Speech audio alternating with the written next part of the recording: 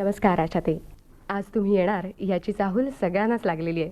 कारण आम्ही अगदी सुरुवातीपासून 2-3 दिवसापासून आकाशवाणीवरून हे जाहीर करतोय. नमस्कार. नमस्कार. आशाताई, तुम्ही आत्ता तुमची ही सगळी गाणी ऐकताना अतिशय वैविध्यपूर्ण अशी गाणी आम्ही श्रोत्यांना ऐकवली आहेत आणि अशीच गाणी ऐकायला मिळायचीत आणि तुमच्यासाठी तुमचा आवाज ऐकायचा आहे एवढ्यासाठी आपले श्रोते अगदी रेडिओला कान लावून बसलेत. तर सगळ्यात प्रथम कुठचं गाणं ऐकावं असं वाटतं? मला असं वाटतं की काल आपली आषाढी एकादशी झाली. सगळ्या लोकांनी भरपूर उपवास केले आहेत. तर मला वाटतं आपण पंढरीलाच जाऊया. अगदी नक्की. तुमच्याच आवाजासह कानडाव विठ्ठलू ह्या गाण्याची खास आठवण अशी आहे की आप्पा दांडेकर म्हणजे गोनी दांडेकर लेखक, बरोबर, त्यांनी हे गाणं माझ्यासाठी निवडलं होतं. हो. आणि बाळासाहेबांना म्हणजे माझ्या भावाला, कारण बाळासाहेब 2 असल्यामुळे जरा त्रास होतो. तर बाळासाहेबांना त्यांनी हे गाणं ऐकवलं. तर ते त्यांनी त्यांच्या आवाजात कानडाव विठ्ठलू करनाटको असं ऐकवलं होतं. आणि बाळासाहेबांना इतकं ते आवडलं की त्यांनी ते घेऊन त्याचं मग पुढचं सगळं तयार केलं.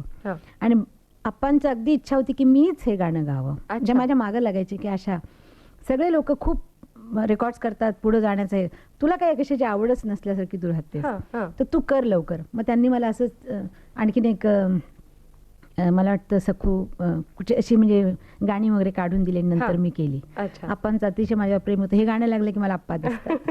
खरंच अतिशय चांगलं. म्हणजे हे काय असतं की हे सगळं ऐकताना ना आम्हाला पण वाटतं की कुठेतरी आम्ही तुमच्या बरोबर आहोत आणि हे सगळं ऐकतोय, हे खूप छान वाटतं. पण हे सगळं ऐकत असताना मला असं वाटतं की तुमचं पहिलं गाणं कोणाकडे तुम्ही गायलात?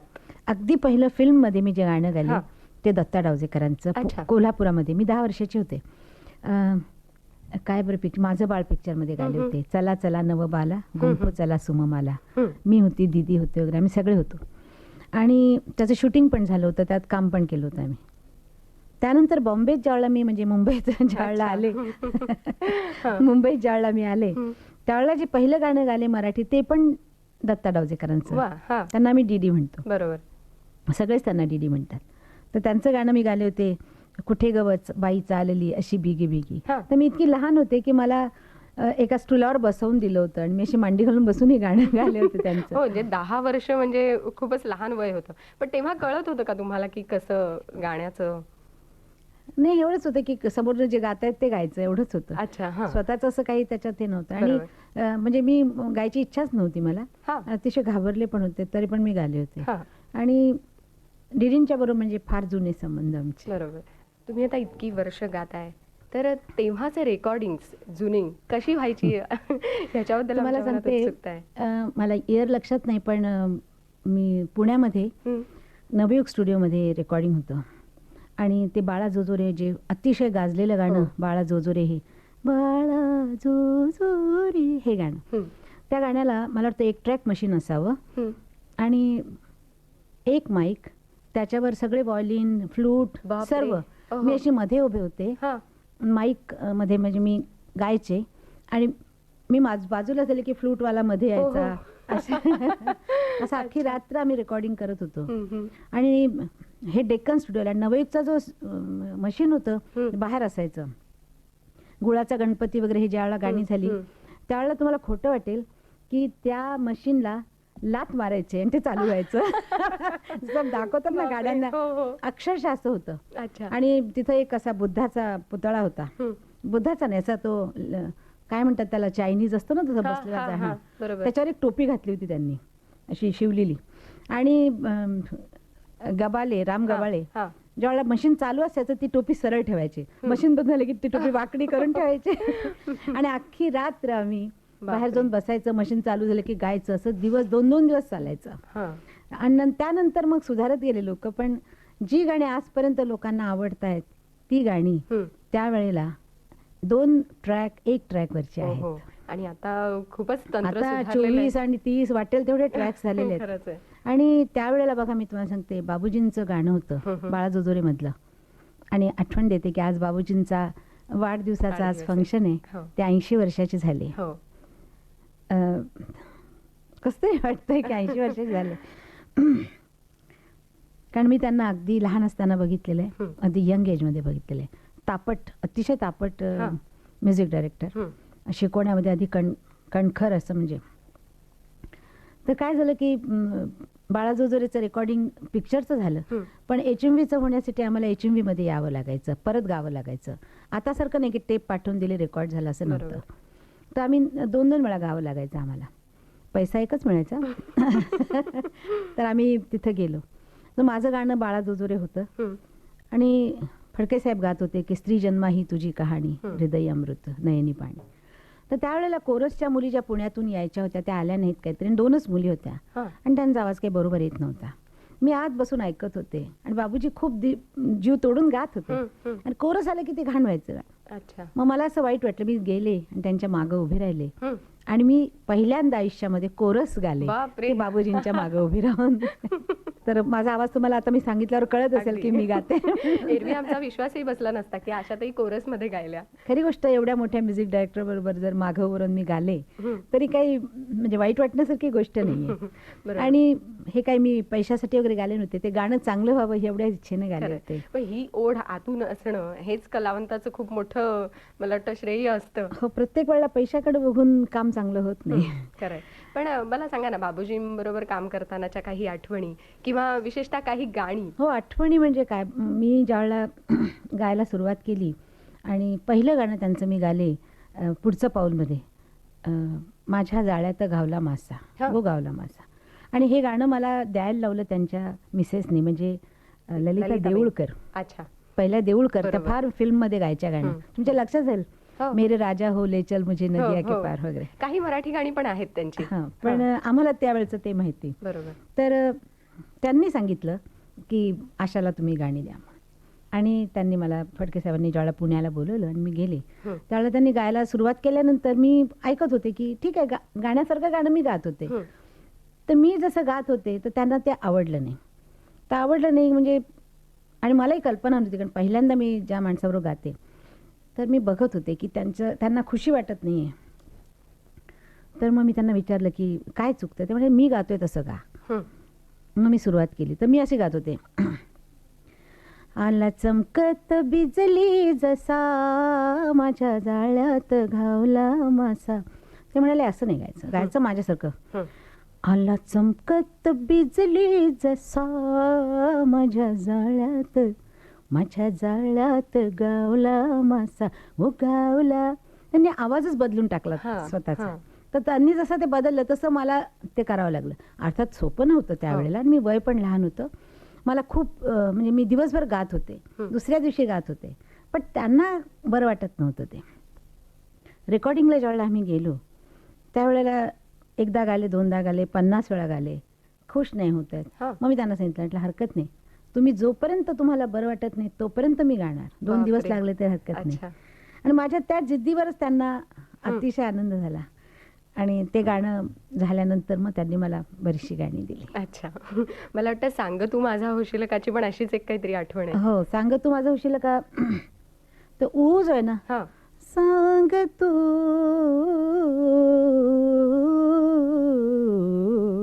वा. तर त्यावेळेला कोणी म्हणाले ऊ डोक्यात राहून गेली बरं का.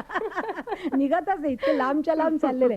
मी पण म्हटलं फडके साहेब किती लांब म्हटलं संपत नाही.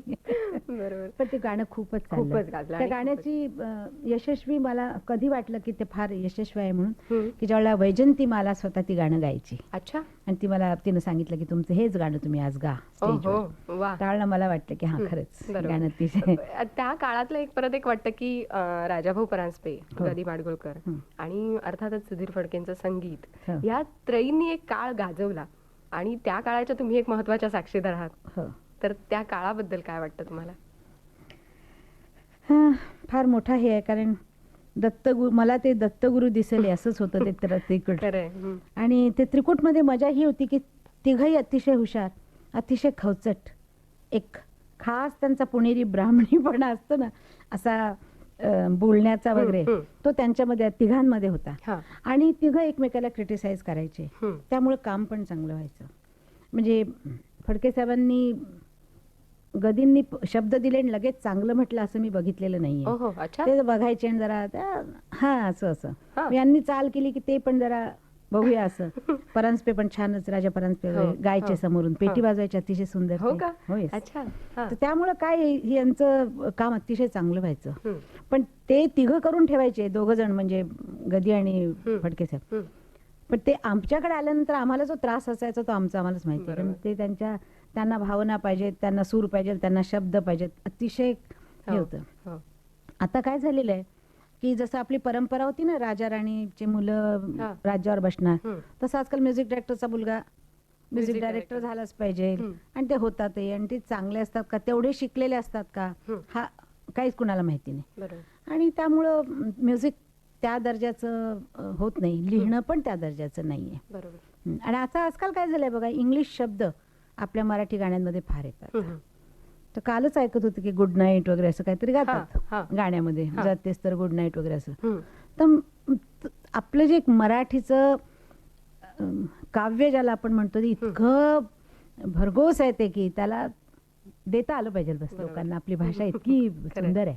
हा. आणि ते आता लोकांमध्ये ते राहिलं नाही का, ते मला कळत नाही. नव्या जमान्याप्रमाणे बदलतायत लोक, हे मान्य जरी असलं तरी मला वाटतं मराठी आणखीन जपलं पाहिजे बरोबर लोकांनी. आहे. पण असं असूनही तुम्ही आजही गाताय. हो. हो, गाते. पण मी मराठी ती गाणी जास्त गात नाही जी आजकाल जी चाललेली आहेत. म्हणजे मराठी गायचं तर आता मी रेकॉर्ड करते, परत बालगीतं जुनी सगळी करते. वा. म्हणजे आम्हाला एक नवीन ऐकायला मिळणार आहे परत, असं हे म्हणायला हरकत नाही. पण याच सगळ्या पार्श्वभूमीवर तुमचं सुवासिनी मधलं एक गाणं मला आठवतं. अतिशय अवघड आहे ते. हं. त्याच्यात म्युझिक डायरेक्टरची ही कमाल आहे की त्यांनी राग बदललेत आणि पहिल्या रागावर येण्यासाठी जे त्यांनी मधली ताण ठेवलेली आहे ती अतिशय अवघड आहे.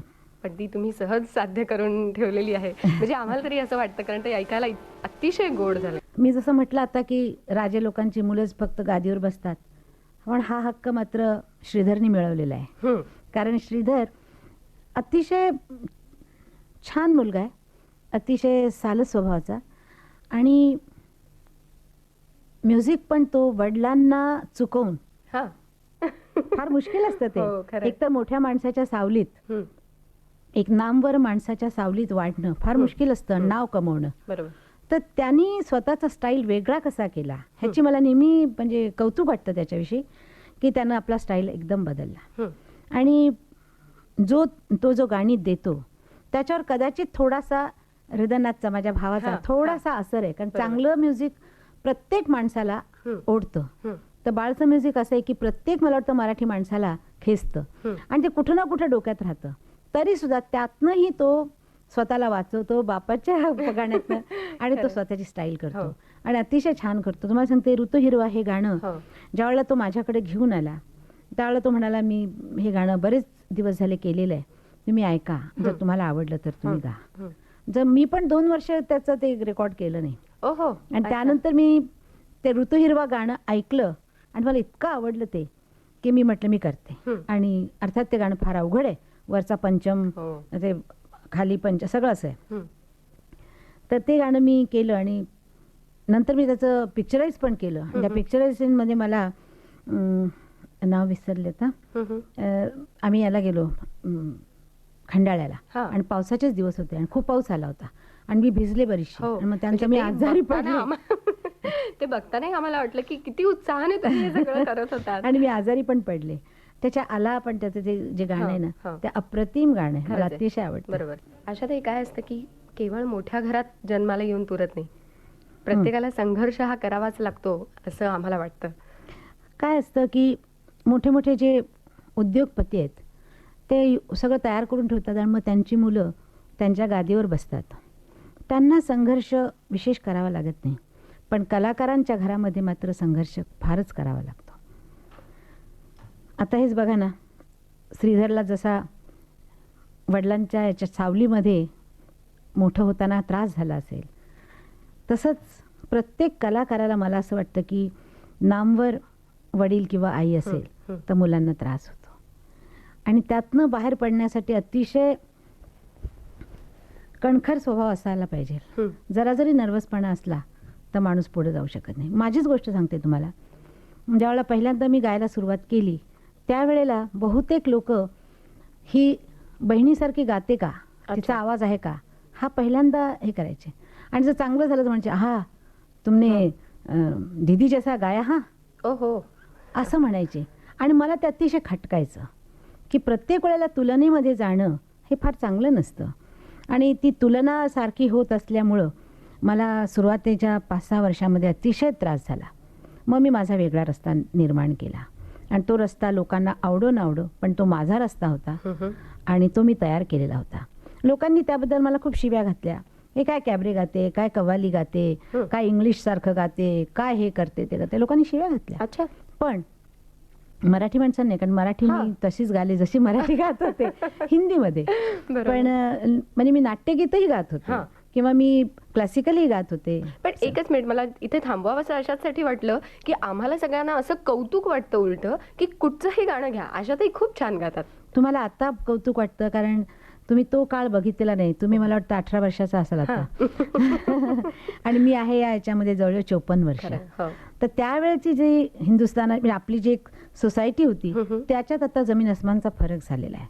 आता फिल्ममध्ये जी कॅबरे म्हणजे गाणी येतात, ज्या हिरोईन गातात आणि ज्या कपडे घालतात, त्यावेळेला आमच्याकडं पिक्चरमध्ये ते कपडे फक्त कॅबरे गर्ल घालायची. तरी हसायचे लोक आणि बघायचे नाहीत गाणी. इथपर्यंत की आपल्या रेडिओ स्टेशनला ती गाणी बॅन होती, शब्द वाईट नसले तरी सुद्धा. अच्छा. कारण ते त्यांचं असं मत होतं की कॅबरे आहे. आणि त्यामुळं मला अतिशय संघर्ष करावा लागला. आणि तरी सुद्धा मी म्हणजे ते पहिल्यांदा ती गाले, लहान मुलांची गाणी गा, ही गाणी गा, असं करत करत करत करत मी माझा रस्ता. आणि आज ज्या कॅबरेंना लोक हसत होते ते आज मोठ्या मोठ्या हिरोईन्स कपडे न घातल्यासारखे करून गातात. आणि ते सगळी मुलं आणि लोक घरातले बसून TV बघतात आणि आनंदाने बघतात. म्हणजे अजून या वयातही म्हणजे मी माझ्या मुलाबरोबर ती गाणी बघू शकत नाही. मी उठून आज स्वयंपाकघरात जाते, ते सगळे आई बाप मुलं तरुण सगळे बघत असतात. म्हणजे किती फरक झाला आपल्या सोसायटीत. आणि मला तो स्वतःला मनापासून आवडत नाही, पण आता जग बदलतंय म्हणून आपण गप्प बसायचं. बरोबर. याच बाबतीत एक छोटंसं म्हणजे तुम्ही बघा, मला जरा विचारायला जरा असं वाटतंय, कारण काय असतं की कलावंताच्या मागे उगाच काही गैरसमजुती पसरवणं हे एक हल्ली खूप झालंय. तुम्हाला एक गोष्ट सांगते. एकदा मी अशीच बसले होते व्ही शांताराम अण्णांच्याकडे. म्हटलं, अण्णा बघा ना माझ्याविषयी काय लिहून आलंय असं तसं. मला म्हणायला लागले, अरे तुला वाईट वाटते? लिहून आलं की समज तू जिवंत आहेस. ज्या दिवशी लिहायचं बंद होईल समज मेलीस. हे व्ही शांतारामजींनी मला सांगितलं होतं. त्यामुळे मी कधीच लक्ष देत नाही. आणि लोकांना काय असतं की स्वतः लॅमलाईटमध्ये येण्यासाठी दुसऱ्याला काही बोललं की लोक त्यांच्याविषयी विचारायला लागतात की हा कोण आहे, ही कोण आहे, अशी बोलते म्हणजे कोण आहे, असं स्वतःला ते मोठं करण्यासाठी करतात.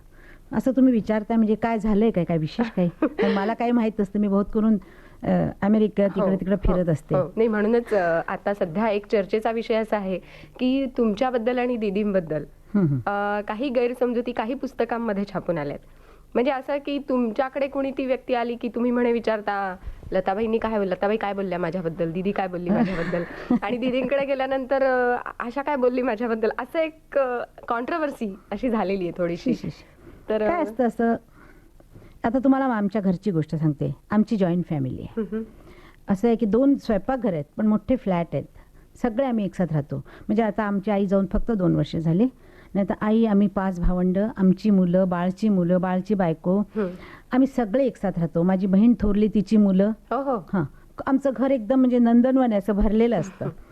आणि ह्या सगळ्या घरामध्ये दीदीची खोली जी आहे त्या खोलीत मला जरी जायचं असलं तरी दारावर ठकठक करून विचारावं लागतं, कारण ती अतिशय रिझर्व आहे. आणि ती अशी लिहित असते, वाचत असते किंवा स्वतःचं काही काम करत असते.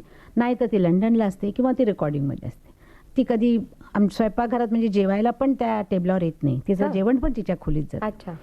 समजा आता आम्ही जर सांगितलं की दिलीप कुमार आलेत किंवा कोणी मोठे हिरोईन आले, हिरो आले किंवा कोणी मिनिस्टर आलेत, तर तो दरवाजा उघडा असतो. एरवी आम्ही बहिणी जातो, आज जाऊन बसतो वगैरे, पण असं कुठल्याही माणसाला एंट्री नाही आहे.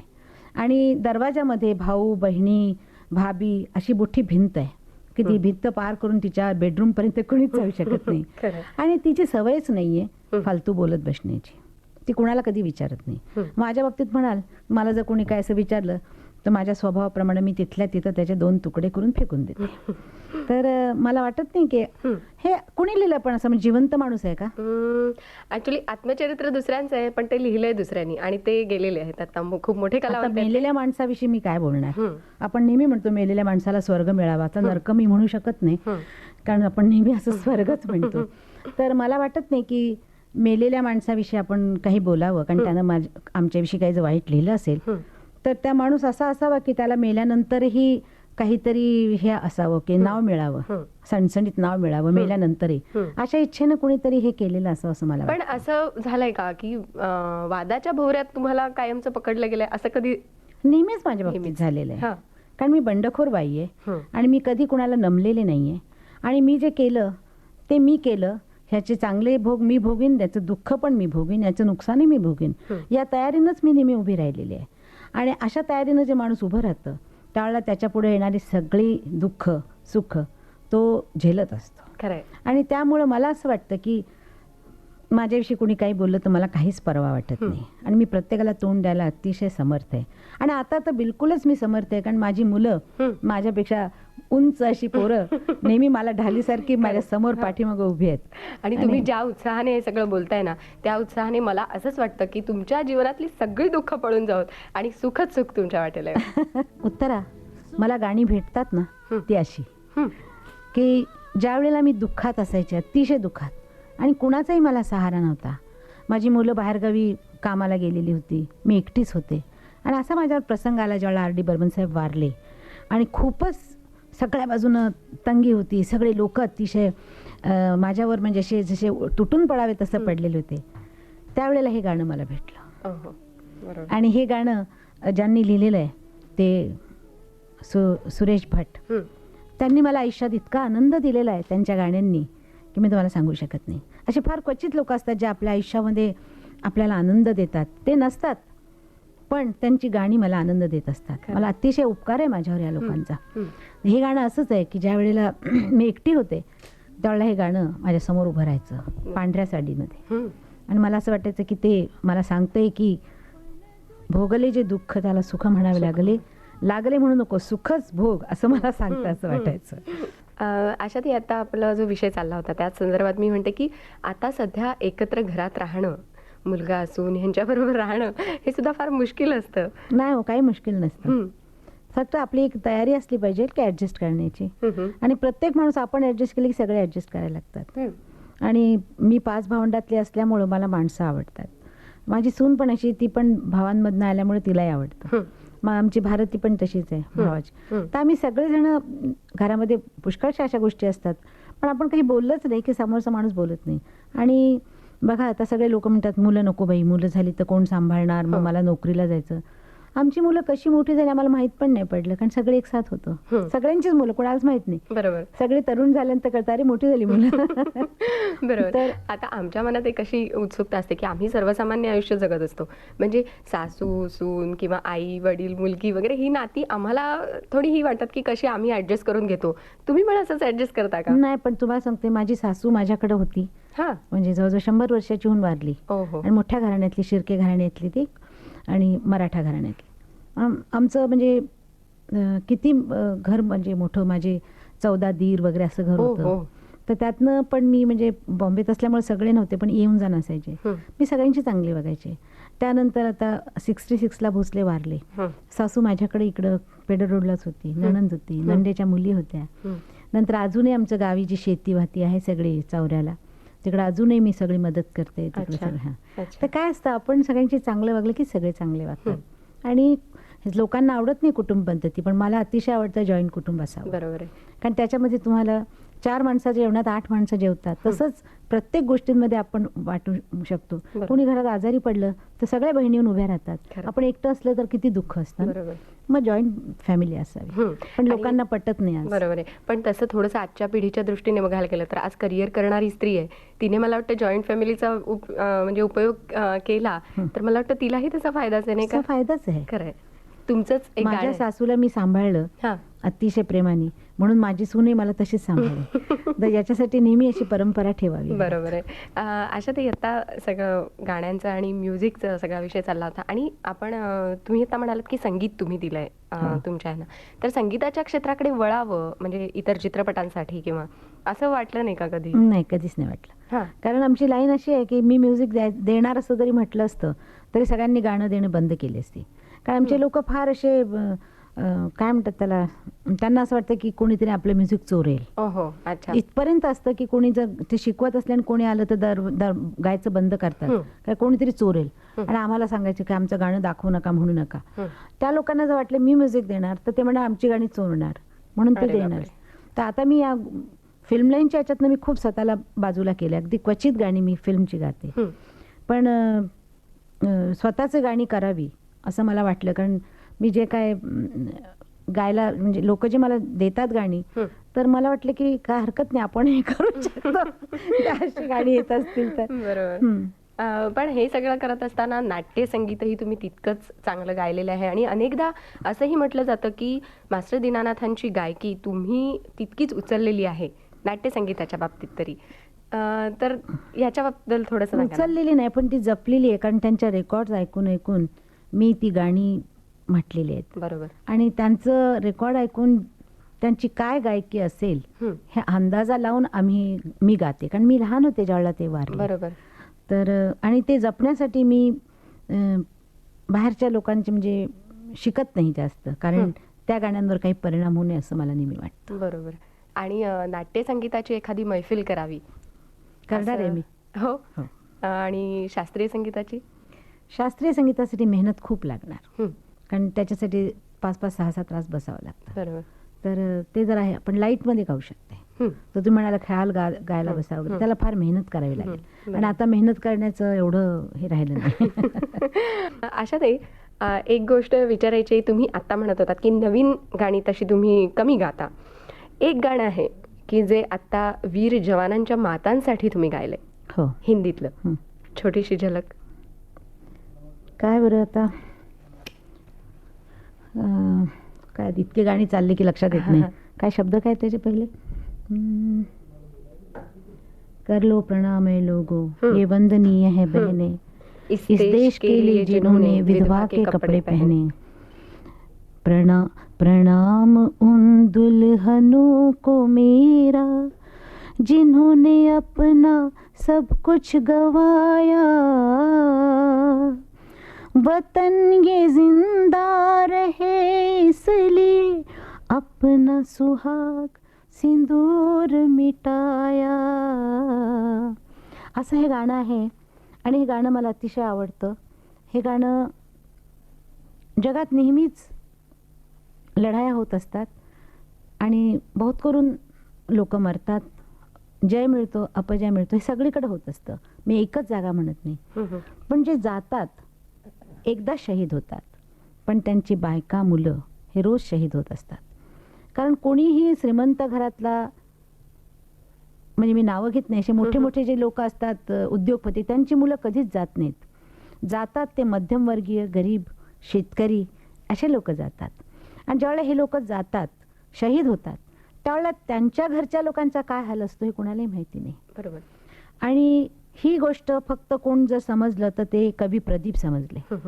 आणि त्यांनी हे गाणं मला वाटतं 65 युद्धानंतर नंतर मला त्यांनी हे गाणं दिलं होतं. आणि हे गाणं काही कारणामुळं म्हणजे बाहेर आलंच नाही. आणि माझं ते गाणं तसंच होतं. आणि त्यांनी मला सांगितलं हे मी कुणालाही देणार नाही. मी त्यांना बापू म्हणायचे.